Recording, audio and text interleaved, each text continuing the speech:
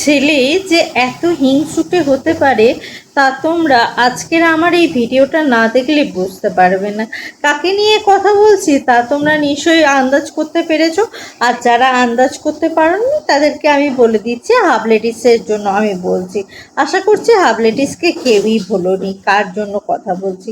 হ্যাঁ, টিনা কালকে একটা জমি কেনার একটা ভিডিও করেছে। সেই জিনিসটা দেখে তারপরে এই মানুষটা মানে তার যে এক্স হাজবেন্ড, তার যে জ্বলন, সেই জ্বলনটা যে কতটা বেশি পরিমাণে জ্বলন, মানে দেখেছো তেলের ওপরে বেগুন ছাড়লে কীরকম জ্বলন হয়, হ্যাঁ তেলে বেগুনে জ্বলন, সেই রকম জ্বলন কিন্তু জ্বলছে এই হাবলেটিস। কেন বলছি জানো? একটা মেয়ের ভালো দেখতে পারে না। কেন ভালো দেখতে পারে না? এতদিন সে তার বউ হয়েছিল, এবার ও একা সুখী থাকবে, ভালো থাকবে, সেটা তার সহ্য হচ্ছে না। তাহলে আমি বলবো তাকে কি ভালোবেসেছিল?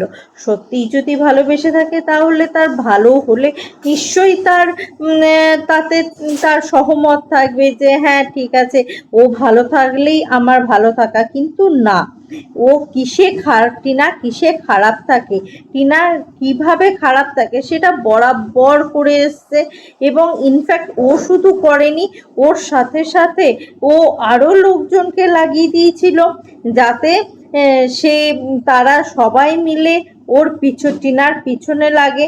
আমরা গুটি কয়েক ছিলাম যারা কিনা টিনাকে সাপোর্ট করে গিয়েছিলাম যে না, তুমি একা মেয়ে, নিজের পায়ের তলার মাটিটা শক্ত করে দাঁড়াও। তখন আমরা খারাপ হয়েছিলাম সবার চোখের সামনে। কিন্তু আজ তোমরা বুঝতে পারছো তো যে টিনা কতটা সাফার করে এসেছিল 5টা বছর ধরে।